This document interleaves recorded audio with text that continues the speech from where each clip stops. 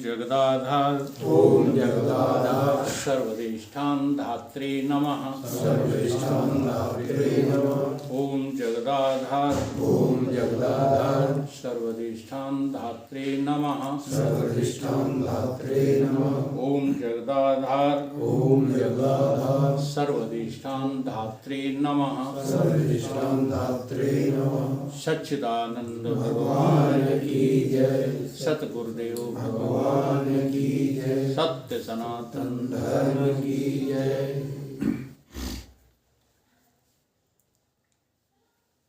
ईशावास्य उपनिषद, इसका शांति पाठ गत समय में जो है लिया गया था। अब किसी भी विषय को प्रारंभ करने से पूर्व उसका प्राकथन बहुत आवश्यक होता है, भूमिका बहुत आवश्यक होती है। तो प्रथम श्लोक लेने से पहले इसकी भूमिका पर विचार करते हैं। ईशावास्यम आदि मंत्रों का कर्म में विनियोग नहीं है। ये जो पहला सूत्र पढ़ा जाएगा और उसमें जो ये कहा गया है कि सब कुछ जो है वो परमात्मा ही है, तो उसमें कर्म को परमात्मा नहीं कहा गया। कर्मों का उसमें विनियोग नहीं है। इसका अभिप्राय क्या है? कर्म परमात्मा नहीं होता या कोई भी क्रिया परमात्मा नहीं होती। ये है विनियोग नहीं है। परमात्मा सर्वत्र है, ये कहने में कर्म को नहीं लिया गया है, क्योंकि वे आत्मा के यथार्थ स्वरूप का प्रतिपादन करने वाले हैं। ये जो औपनिषदिक शब्द हैं, उपनिषद का अर्थ क्या होता है? उपनिषद। उपनिषद का अर्थ क्या होता है? ये संसार जो पूरी तरह से है नहीं, इस बात को सिद्ध करने के लिए यथार्थ रूप से केवल चेतन तत्व ही है, इस बात को सिद्ध करने के लिए उपनिषदों ने अपनी बातें की हैं। केवल यथार्थ स्वरूप का प्रतिपादन है, जो कि कर्म का नहीं। आत्मा का यथार्थ स्वरूप शुद्धत्व, निष्पापतत्व, एकत्व, नित्यत्व, अशरीरत्व और सर्वगतत्व आदि है। शुद्धत्व, शुद्धत्व का मतलब उस तत्व को सिद्ध कर रहे हैं जहाँ अशुद्धता है ही नहीं, मल विक्षेप आवरण के लिए स्थान नहीं, अज्ञान को भी स्थान नहीं। अगर आप अज्ञान को ज्ञान से जोड़ेंगे तो अशुद्धता हो जाएगी। जैसे महाराज जी एक जो है दृष्टांत देते हैं कि घी बेचना अपराध है या तेल बेचना अपराध है, तो इसका जवाब क्या है? न घी बेचना अपराध है, न तेल बेचना अपराध है। इन दोनों को मिलाकर के बेचना अपराध है। तो शुद्धत्व का मतलब क्या है कि आत्मा में आज तक कोई दूसरी चीज मिली नहीं है, उसका नाम शुद्धत्व है। ये शुद्धत्व नहीं है जो हम सात्विकी कार्य कर लेते हैं, रजोगुणी कार्यों में निपुण हो जाते हैं, ये शुद्धत्व नहीं है। ये तो आपका मनोमुखी शुद्धत्व है। जैसे चोर चोरी करते हैं, हम नहीं करते, ये शुद्धत्व नहीं है। कोई जुआ खेलता है, हम नहीं खेलते। अब तुम इसका अभिमान ला दो कि हम बड़े शुद्ध हैं, इसका नाम शुद्धत्व नहीं है। जब तक आपको आत्मबोध नहीं है तब तक आप अशुद्ध ही हैं। शुद्धत्व, निष्पाप तत्व। पापी कौन नहीं है? इस सारे संसार में एक हमने फिल्म में गीत सुना था, पहला पत्थर वो मारे जिसने पाप ना किया। आप सबने करना। रोटी पे सुना था ये फिल्म का? जिसने पाप ना किया हो, जो पापी ना हो, वो पहला पत्थर उठा करके इस पापी को मारे। तो किसी के हाथ नहीं उठे। क्या अभिप्राय है इसका? निष्पापत्व तब आएगा जब तुमको पता लग जाएगा कि मैं आत्मा ही हूं और कुछ नहीं। तो है आप निष्पाप, नहीं तो कुछ न कुछ पाप आपसे जुड़ा हुआ है। एकत्व, और इसी का नाम जो है एकत्व है।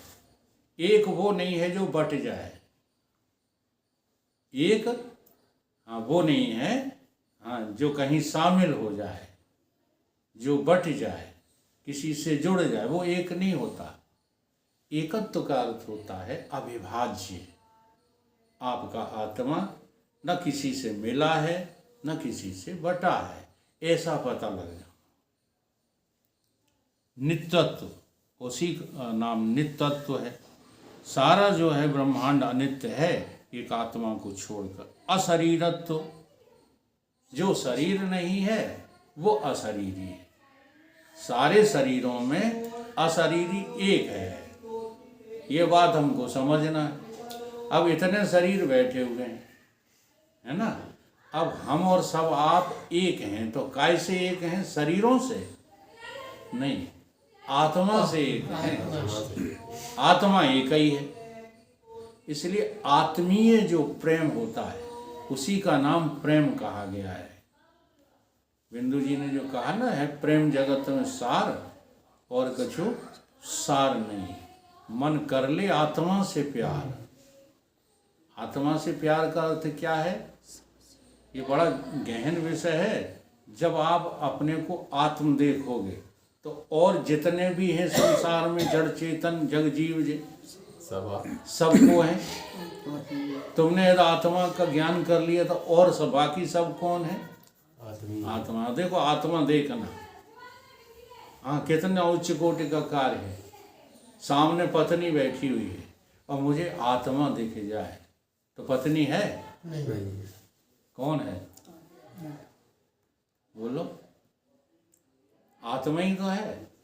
अब आत्मा को तुम भोगोगे, उससे अपनी सेवा कराओगे, बोलो, उसको छोटा समझोगे, उसको बड़ा समझोगे। आत्मा का मतलब होता है सर्वत्र जो है समता। दुनिया में अगर आत्मज्ञान हो जाए ना तो पापाचार सब बंद। ये नहीं है कि धंधा पानी करना बंद हो जाएगा, पापाचार। और सतयुग कहते किसको? सतयुग में आदमी तक का विक्रय होता था। अब कम से कम कलयुग में तो होता नहीं है, लेकिन कलयुग में पापाचार बहुत बढ़ गया है। वहां आदमी को विक्रय करने में भी धर्म स्थित था। आज बेचते तो नहीं है आदमी को, लेकिन अधर्म अपनी चरम सीमा पर पहुंच गया है।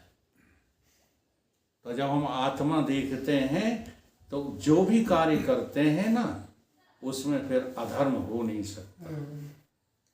जी हाँ, ये कोई साधारण बात थोड़ी है कि हम आत्मज्ञ भी हो गए, आत्मज्ञानी भी हो गए और मनोमुखी होकर पापाचार में लगे हैं। ऐसा नहीं होता है। जिसको ज्ञान हो जाता है उसकी दृष्टि में फिर पाप रहता है। अशरीरत्व और सर्वगतत्व, व्यापकता आदि जो आगे कहा जाने वाला है, इसका कर्म से विरोध है। देखो सीधी सी बात कह दी।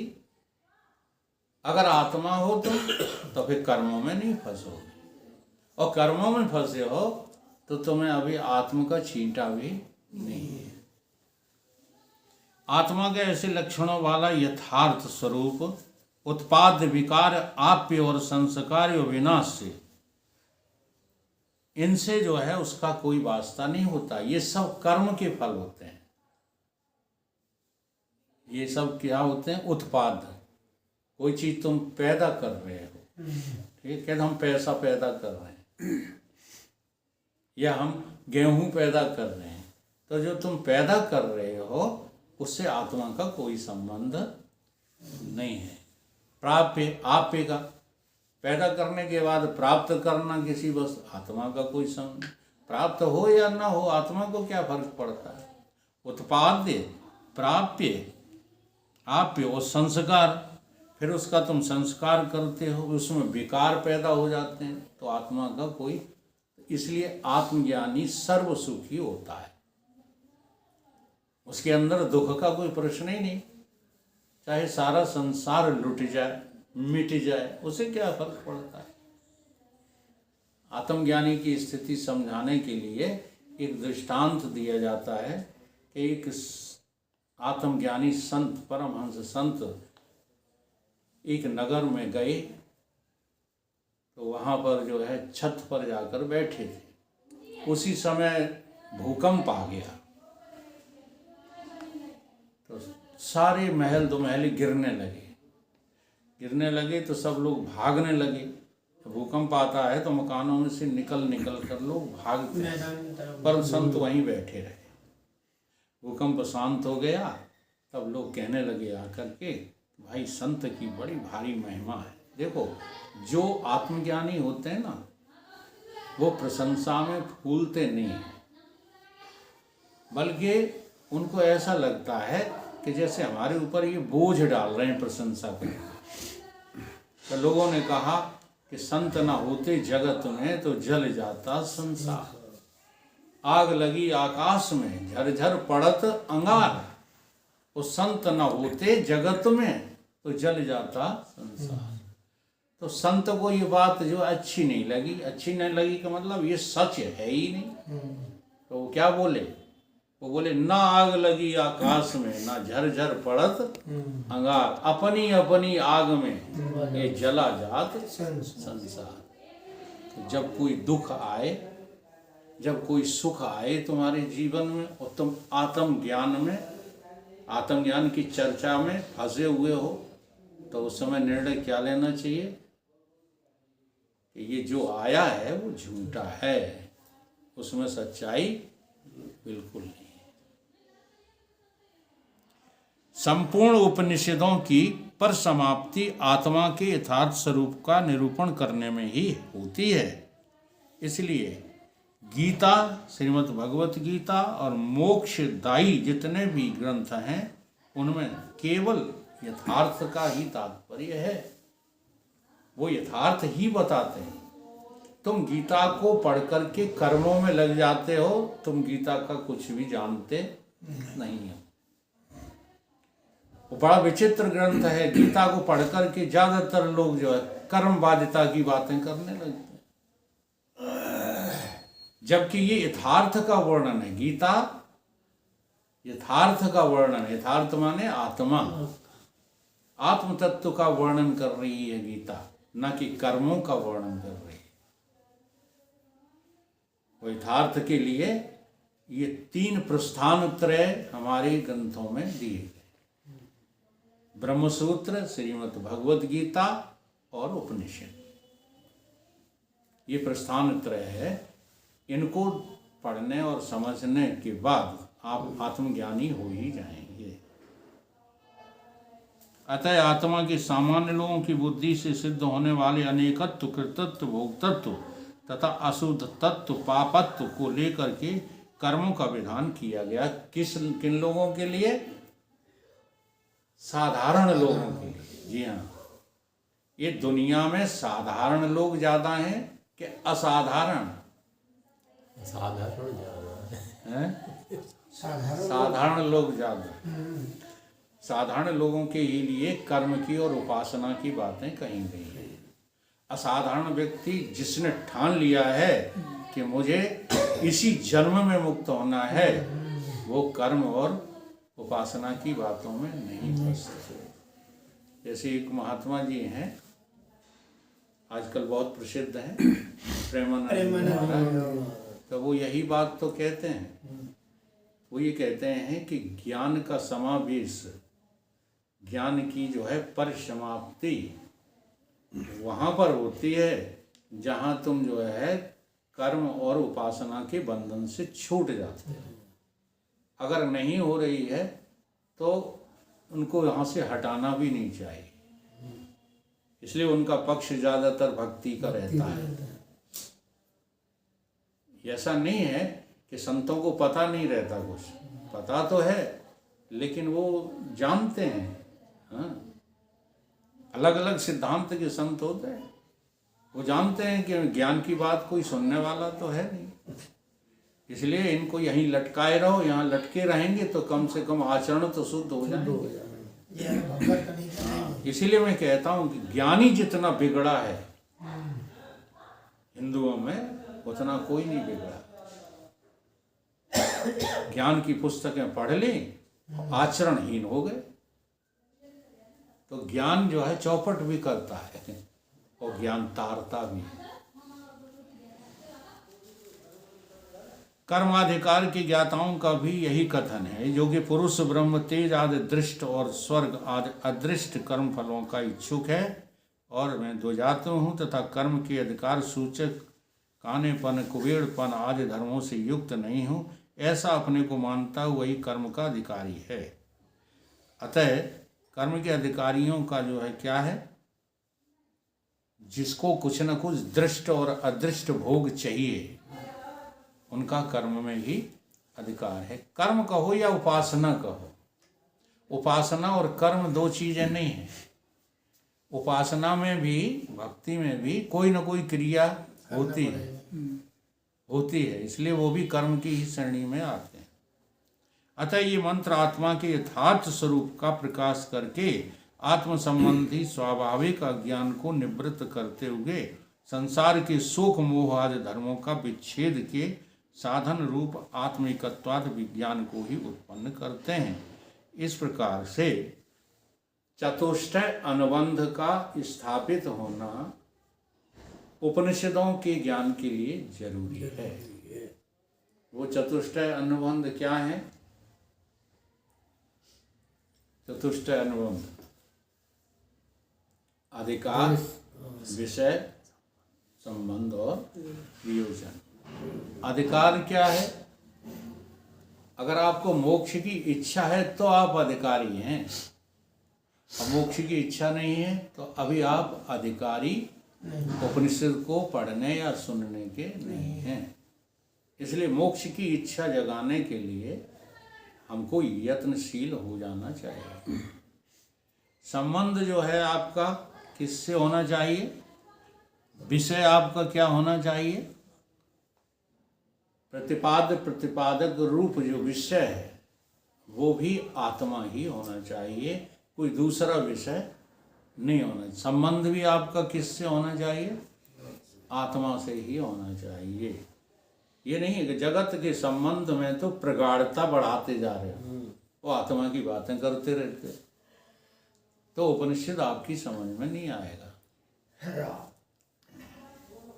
और संबंध, विषय और प्रयोजन भी आपका संसार का त्याग, दुखों की अत्यांतिक निवृत्ति, परमानंद। रटो मत, दुखों की निवृत्ति करो पहले। दुख बटोर रहे हो, जो दौड़े छूटे कहाँ घर, कहाँ परिवार, कहाँ हमारे बे, क्या बकवास करते रहते हो। इस शब्द को रटो मत। दुखों की अत्यांतिक निवृत्ति का क्या अर्थ है? संसार में, परिवार में दुख मिलेगा, सुख नहीं मिलेगा, ऐसा बुद्धि में निश्चय करो। इसलिए घर का, परिवार का अंतस्य त्याग। शब्दों को रटना बहुत आसान काम है। दुखों की अत्यांतिक निवृत्ति, परमानंद की प्राप्ति, यही मेरा प्रयोजन होना चाहिए। तो वक्ता बन जाओगे, लेकिन परमात्मा तुम्हें नहीं मिलेगा। तखत पे बैठे कान तो लगेगी अपने। हाँ, ये तो बहुत आसान है भाई, यही तो वो करेगा। बस उसने संन्यास क्यों लिया? बस यही है, यही करने के लिए लिया है। तखत पे बैठ के भाषण शुरू कर लोग बाग इज्जत करेंगे, हमसे डरेंगे लाल कपड़ा देख कर। हाँ गुरुजी, हाँ गुरुजी। भूल में भी तरकीब है वो। तो ऐसा नहीं, कदम कदम पर देखो तुम्हें संसार दुख दे रहा है। तुम कहते नहीं, तुम्हें वो बात प्रिय लग जाती जो कहते नहीं नहीं दुख कहीं है नहीं। ऐसा नहीं है। अगर आपको संसार दुख नहीं दे रहा है तो आप भगवान की तरफ बढ़ेंगे ही नहीं, सवाल ही पैदा नहीं होता। इसलिए दुखों की अत्यांतिक निवृत्ति को शब्द रटंत मत बनाओ। देखो तुम दुख की निवृत्ति चाहते भी हो कि नहीं। जैसे 3 तरह के दुख होते हैं, उनको दूर करने में लगे पड़े हो। उनको तो दूर करना चाहते हो, उनके लिए तो लगे पड़े हो। 1 सेकंड भी चैन नहीं है तुम्हें। व्यवस्थाएं करोगे, अर्थ की कमी आ जाए जरूर व्यवस्थाएं करोगे। दैवीय दुख हो जाए तो जरूर व्यवस्थाएं करोगे। किसी पंडित पे जाओगे, किसी पुजारी पे जाओगे, ज्योतिषाचार्य पे जाओगे, व्यवस्थाएं करोगे, ठीक है। लेकिन ये संसार पूरा का ही पूरा दुख रूप है। अच्छा, ये ज्योतिषाचार्यों को हाथ जो है दिखाते हैं हम, ये क्या सोच कर दिखाते हैं, क्या कर लेंगे ये बता करके। जैसे इन्होंने बता दिया तुमको कि तुमको शनिचर लगा हुआ है या राहु केतु की दशा है, ये बता भी दिया और सच भी है कि लगे भी हैं तुमको। हाँ, इससे क्या हो जाएगा। आपको एक उपाय में और बताया जाए कि चले जाओ वहाँ पैसा दो और ये काम करो ताकि गुजरे। तो उसमें तो तुम लगे पड़े, लेकिन इसको दुख रूप देख नहीं पा रहे हो। अरे भाई, एक ग्रह कटा तो दूसरा आ जाएगा, तो आने ही और दूसरा कटा तो तीसरा आ जाएगा। वो तो ग्रह लगे ही हैं। तो तुम्हारा जो दुराग्रह है कि संसार ही सत्य है, इसको छोड़ने का नाम है दुखों की अत्यांतिक निवृत्ति। इसलिए पिंड छुड़ाना है तो पूरा संसार, देवी देवता जो भी हैं, सब दुख रूप हैं। क्या इंसान, क्या जानवर, क्या जड़ वस्तुएं, सब तुमको दुख देने के लिए ही दिख रहे हैं। तो इन्हें दुख रूप देखने से क्या फायदा मिलेगा। परमानंद की आपको प्राप्ति होगी। ये आपका प्रयोजन होना चाहिए।